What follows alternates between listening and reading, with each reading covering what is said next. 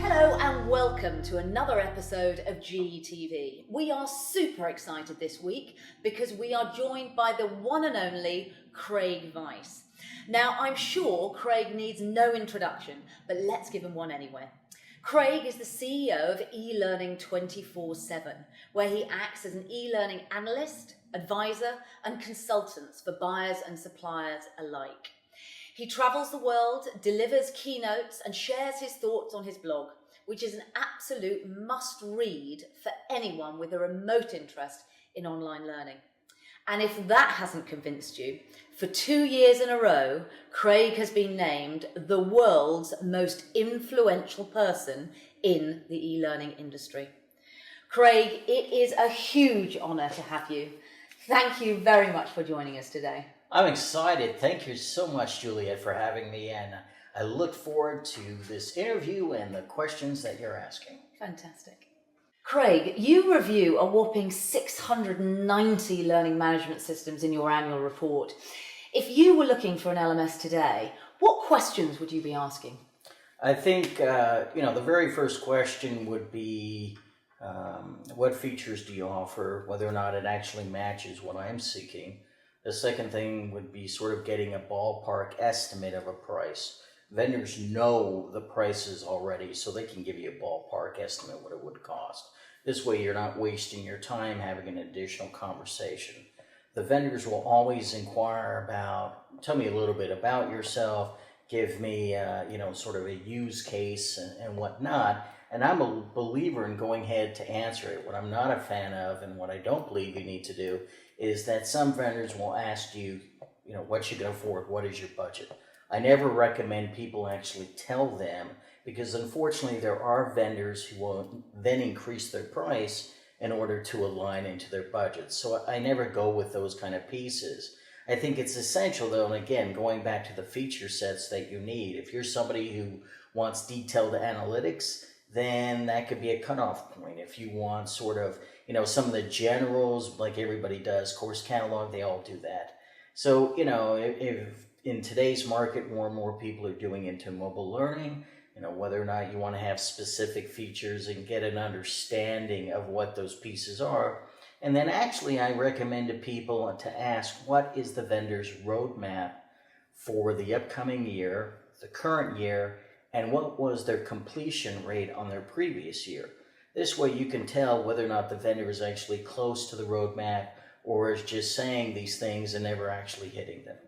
Fantastic. And you have got a series of product videos on your website as well, which must be a great value add, I would have thought, for people looking around for an LMS, perhaps if they're not 100% sure, which features they're particularly looking at. Your blog is a fantastic insight for that type of thing. Yeah, absolutely. I do product reviews that are on there, and the reviews are always very independent, honest, and fair. I tell it like it is. There's screenshots in there. Some vendors appreciate it, some don't, but it's all about what the consumer is and going through it from not just an expert standpoint, but also on a consumer and vendor side. What many people are unaware of is that I used to be a director of training manager, reporting often to COOs directly for numerous years on the corporate side in multiple verticals. So I've been in those shoes that they have been in, and now I've flipped over and been able to say, look, this is really what's going on, and what you need to realize is that there's a lot of misperceived information, erroneous information being out there. And I always say that, you have to be careful what you read, because there are people that just don't know. They're espousing some ideas that are going on there. They're looking at a variety of different things that take place in the market, and so they can steer you one way without actually telling you the way it is. And that's what the blog is all about, and that's what the reviews are. And at the end of the thing, I always provide recommendations, whether it's good, bad, or otherwise, in the systems, and I have no problem sleeping at night. So Craig, where do you see vendors falling behind? in terms of key trends, in terms of, where consumers are going? Where do you see vendors falling behind, failing to keep up? Well, I think the challenge, I think, in the industry as a whole is that it's a lemming industry, and it always has been. So you have, the result is that you have more vendors today, which you would think increases more early adoption.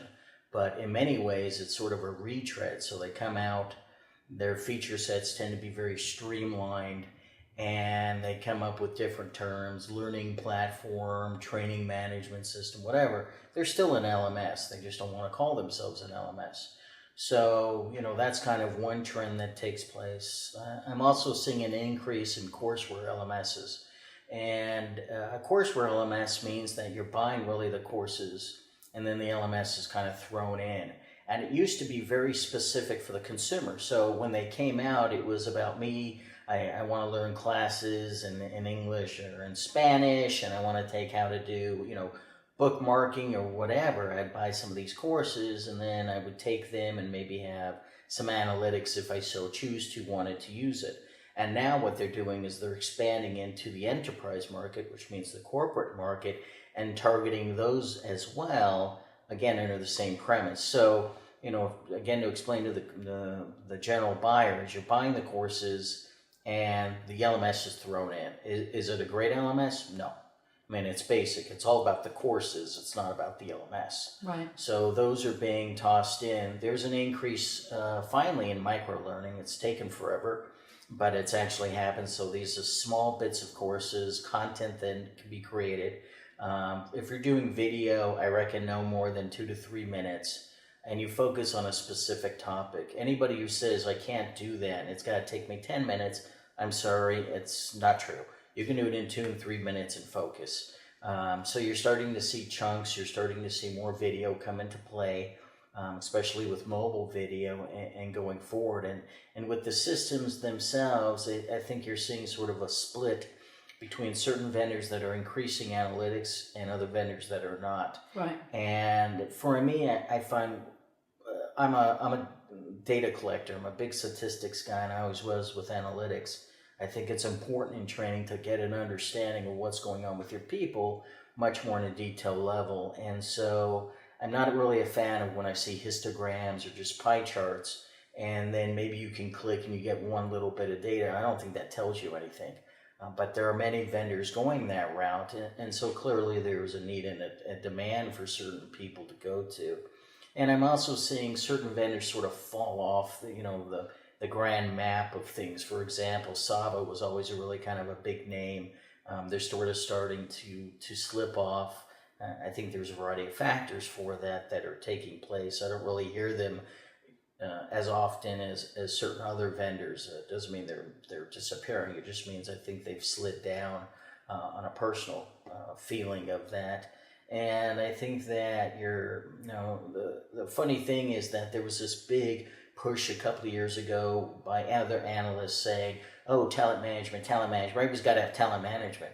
I think performance management, which is talent management, I think performance management sort of hit a peak a little bit and gone down. People that want that are buying a separate system or an HRIS platform, and it's fine if a vendor puts it in there, but there are many consumers that are just not interested in having it.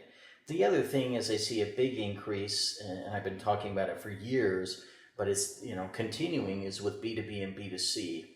And in my opinion, I would say overwhelmingly the number of vendors in the space haven't figured out really how to hit that market. So they're doing what we call internal pricing models, assuming that's going to devise and get people. They don't really have a B2B and B2C price model. And so what's now taking place is the people that are doing that will actually, say, well, you know what, everybody's doing corporate training. They're not interested in me. And the vendors I think there's just really a huge disconnect and part of a factor. Ecosystems are finally growing more and more. And again, an ecosystem to me doesn't mean that has a performance management piece. It just has kind of a robust feature set that goes through there. Deep learning, which is predicative analysis, is on a fast rise, much more quicker than, say, on-off sync with mobile apps. which is ironic because people are saying they want on-off sync with mobile apps, but the market isn't kind of driving towards that. It's slow. And in order to have deep learning, you need to have an algorithm. So for people who are not familiar with deep learning, what that basically says is that a person takes courses A, B, and C. They don't have to complete them, or they do complete them. They look at some videos, documents, however the system sets it up. And then the system, think of it as an early stage of artificial intelligence, then outputs and recommends these courses or these videos or this content for the person to do. And eventually you could add skills and I think of it as multiple variables. And at the end of the day, it will eventually create, I think, down the road, a learning path that goes through there. But the challenge, I think, for some vendors is that they're putting in these algorithms, but they're changing the scope of what the power of online learning is, which is what we call nonlinear. I can bounce anywhere I want to in the course. And I always use Microsoft Excel as an example. If I want to learn labels, why do I have to start on how opening a file? I couldn't care less. And I want to go back as much as I want to labels. But what's happening with some of these algorithms is they're saying you have to complete the course. And they don't give the administrator the option of changing the weights or changing the values. So the vendor is telling the person, the training, the L&D people, HR people, they know more about their training their people than they do. It's really a huge irritant with me, and almost a pompous attitude that you think you know more than the company itself. Mm-hmm. So in order for it to be very effective, it has to give the administrator the right, because a completed course, again, defeats the purpose of web-based training. Then what are we doing with web-based training from that regard? And I think, you are seeing an increase in some game-based learning. It's finally moving forward. But the biggest challenge I find with game-based learning is that, I've seen things where like a hunter is shooting ducks, and at the very end, they give you brief training info bits that have nothing to do with the guy shooting the ducks. Yeah. So I think it has to be tied to learning activities, and it still it brings together an interactive, engaging process. Mm-hmm. And it should be short and fun, and it should have a variety of different things for different people. So those are the main things that I see happening in the trends here in 2016, and I think you'll see more so in 2017. Fantastic. Just one comment. What's your thoughts on social learning? I know, you've great to hear your thoughts on gamification and game-based learning, but what about social learning? We're obviously seeing a lot of social video type platforms. Do you think that is the future of the LMS market, or? No, I think video learning platforms, first and foremost, have been around for a couple of years, actually multiple years. And I think they do a lot of really cool things if all you're doing is video. Then I say look at a video learning platform. There's a variety of them that are out there. Some are a little bit more robust than others, and that's the route you should go. They provide analytics. Again, depends how robust that you want to go in there. I find with social, again, it sort of gets back to my big, peeve is, now I think there's like 35, maybe 400 social media sites in it, and I'm seeing the same four. Facebook, big deal. A microblog, who cares? Maybe a Twitter feed if they allow them to bounce around. I know one vendor does sort of like a Pinterest and Instagram. They now can connect to them. One vendor, that's it. I still see discussion boards and forums. In 1994, I created my own discussion board and forum in TextChat. 1994, and I'm seeing this stuff still today. I think the collaboration piece has an opportunity, but you can have all this kind of social functionality you want. The key is you got to get buy-in with your people, and they got to all use it. It really doesn't serve a purpose if you start seeing the same 3 or 4 folks in there.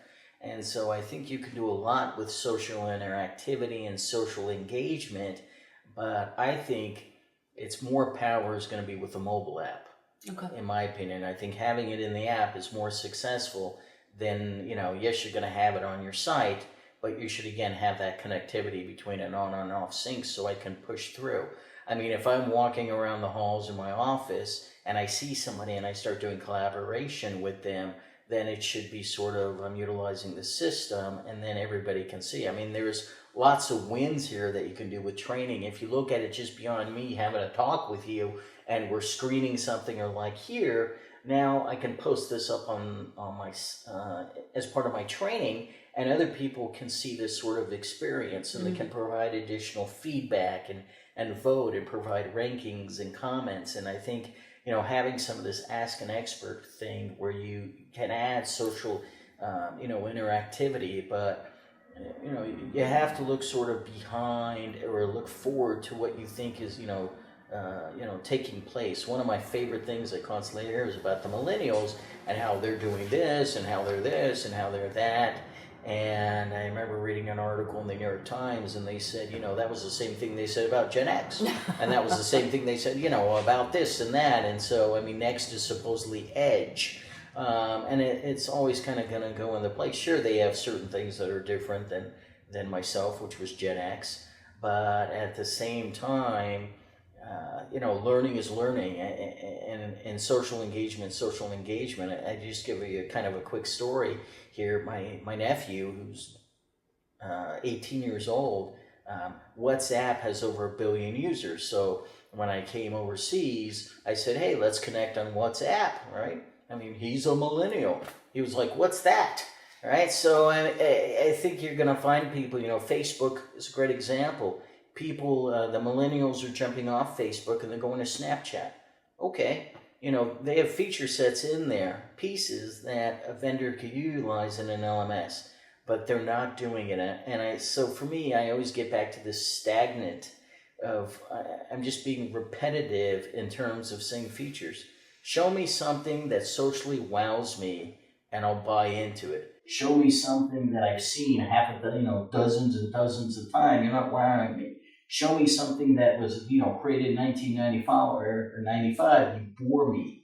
And that's why I think they have huge problems when it comes to social and engagement with their learners. Interesting. Craig, you have made a name for yourself as a bit of a clairvoyant in the industry. Which new technologies can you see making a real impact in the LMS space over the next year or two?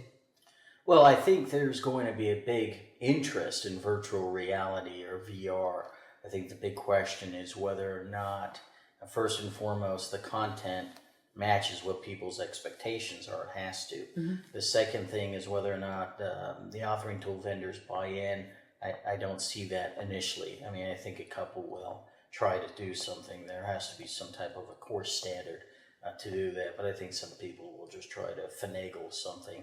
And the third piece is who's going to be buying these headsets. I think there will be some companies in certain industries that, will have an interest in doing this, probably maritime, I could see cruise lines, and some others. I don't see necessarily everybody jumping in because the VR headsets themselves are not really, I'm talking a true VR headset, not one type to connect it to your cell phone. So an example would be like Oculus Rift. Right now it creates motion sickness. The headsets are heavy. And so it's kind of hard for somebody to utilize that when they're, about to throw up. I'm not really, I think there will be an interest. I know one vendor already has a VR app for Oculus Rift, an LMS vendor. How exciting would that be? I really don't know. I think that you're going to see, it's funny, we've always, I say we, myself has been looking at, Internet of Things, which is the wearables. And there's been big talk on the consumer side marketplace that, they're gaining steam.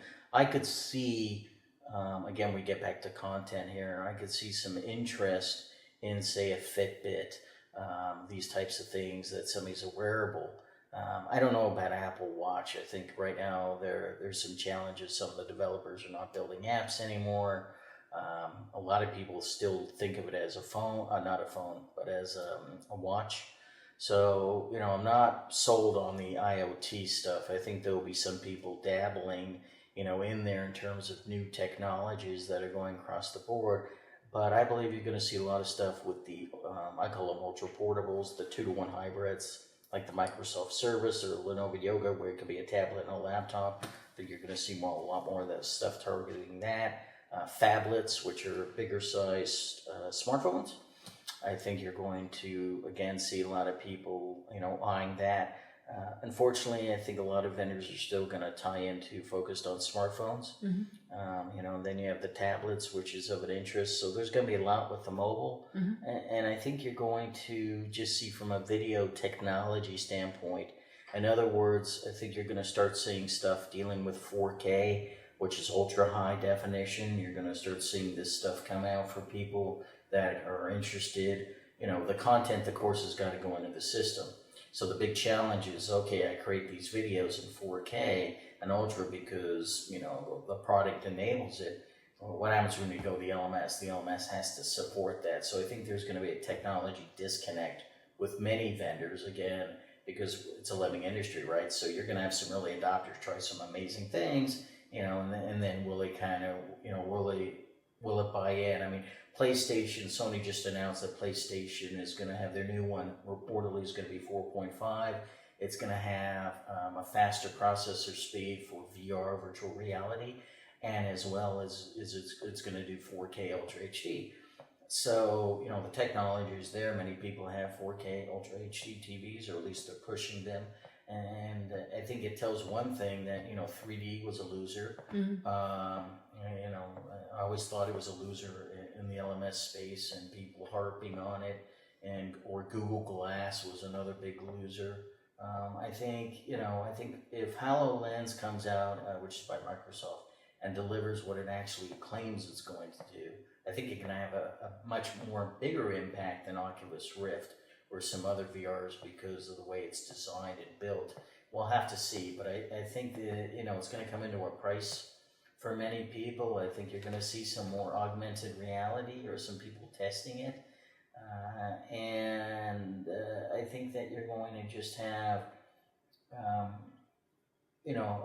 I would say the technology, not necessarily from the device standpoint, but from the capabilities of the technology to increase and make it better, higher graphics, higher processors on your mobile devices, which then in turns for things with the LMSs. But, for an LMS, at the end of the day, I believe an LMS has to be a portable LMS.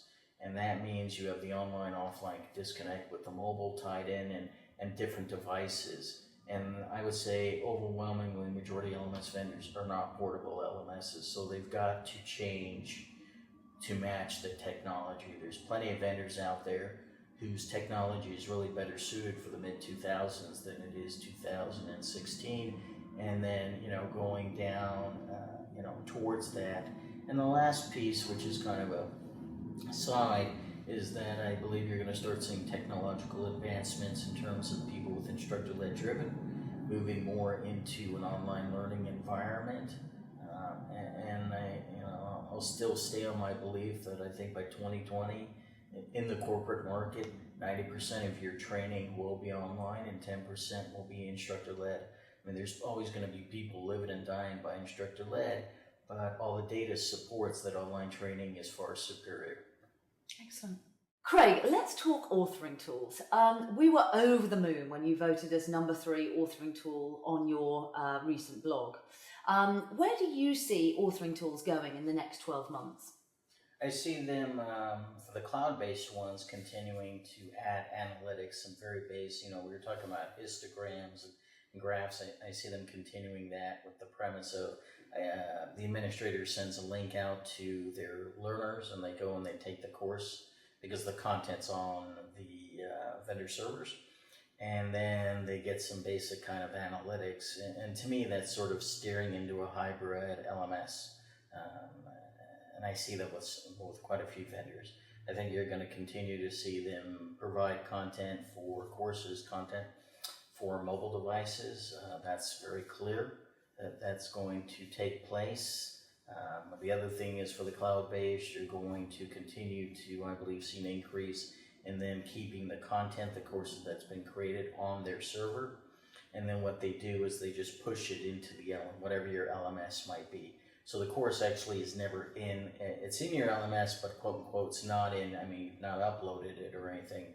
And their premise will be, look, it's real time. You can come in our servers, you can immediately update, and it gets pushed through. It's funny, one authoring tool vendor has an LRS which is Learning Records Store. I found that strange, and it clearly tells me that, for an example, they're kind of eyeing towards an LMS market. You don't need a Learning Records Store to be an offering tool. It doesn't make any sense to me. I think on the desktop side, what I'm seeing is a continued gap. So you get fewer and fewer of here in the high level, many in the average, and many in the poor level. And so I see that kind of a continuance. But I think you're going to see an increase in cloud-based offerings tools. I think what you're not going to really see is too many vendors trying to add video-based courses. In other words, the video becomes a course, and it has bookmarks, and it has chapters, and it has, you know, a table of contents, and you can do course tracking with it. I mean, not just how many times I viewed it or how many times, you know, for how long, but I could bounce around again. I really don't see too many vendors touching that. I see vendors attempting to do some game-based learning. I'm seeing a little bit of that right now, but you know, I expect another thing is you're going to start seeing an increase in asset management, sort of these repositories where they can have all these different kind of assets put into place. Mm-hmm. I think you're going to see obviously more and more templates come into this, more and more of this approach of how easy this is and how easy it is to do it and build these courses and output them. Mm-hmm. So you're going to see those things that are taking place into the market about the simplistic and the ability to do that, you know, across the board within the space. Interesting. Thank you. Craig, you recently published a chapter of your new book on your blog. When can we expect the full book? And tell us a little bit about what we can expect. Sure. The full book is scheduled to come out this fall, and what I decided to do was actually focus it as an ebook, and it will be available on Amazon, iBooks, on my website, on my blog, and a few other locations on the internet. So you'll be able to purchase it in that fashion. What the book is really an LMS how-to guidebook. I want to call it a guide rather than sort of this meaty monster book like Tolstoy, which it's not. What it is it enables you to bounce around into different chapters. There's a chapter about committees, you know, who should be on your committee if you're going to do a committee. And by the way, you can get an LMS without having a committee, which it states. But if you're going to, you know, who should be on that committee? Should it be procurement?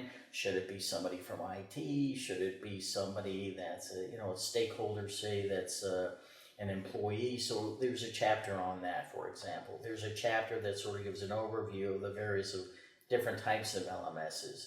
There's a chapter that talks about pre-implementation and what you need to do. There's a chapter, for example, about marketing. You know, people forget, they think they buy this, they build this thing and everybody runs to it, or they force them to run to it. It doesn't work that way. So it talks about our marketing and how to put that strategy into place. I mean, you don't have to be a guru in marketing to do some basic things like emails or newsletters or whatever, and contests. So it includes those kind of pieces through there. So if, you know, whether you're brand new, I mean, it's ideal if you're brand new or you have limited experience, but I also think it's great for people that are intermediate or advanced because there's things in there that you can utilize. Maybe, you know, you're having a challenge of boosting your audience. Okay, go to the marketing chapter.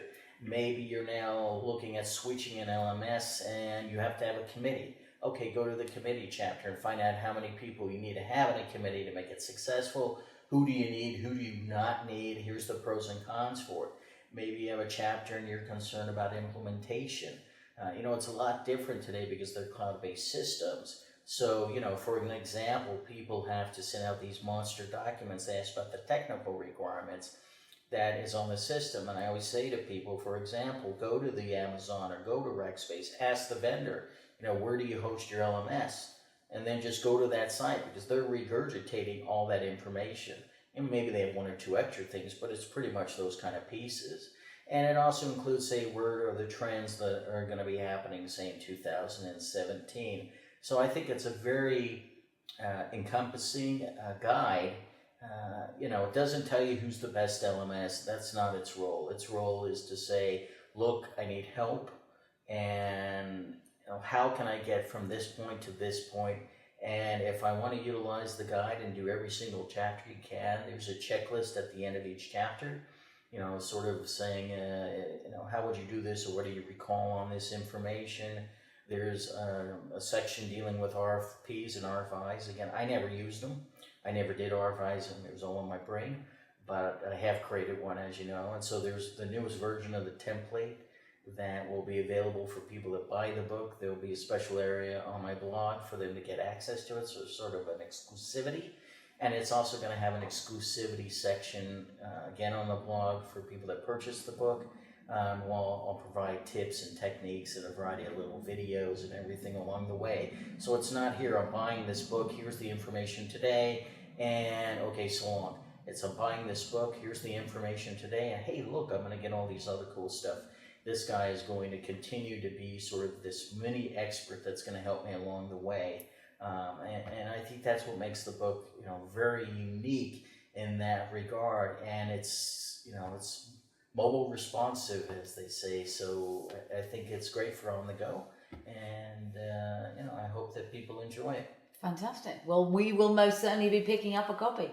Thank you. Thank you very much, Juliet. I enjoyed being here. Thank you. As ever, Craig, it's been an absolute pleasure to sit down with you. Very thought-provoking discussion. I always feel I've embarked on a learning journey just having the opportunity to speak to you. So thank you very much for your time. So a lot of people watching this will be thinking, how do I find out more about Craig? Tell us a bit about your website, the URL. How can people really get engaged with what you're doing? Sure. Thank you, Juliet. I would say, first and foremost, you can find me on LinkedIn, Craig Weiss. On LinkedIn, you can type in my name, Craig Weiss, e-learning, and search engines. I pop right up. That's kind of a quick route to go. My business site is elearning247.org. elearning247.org. I offer a top 50 LMS report, for 2016.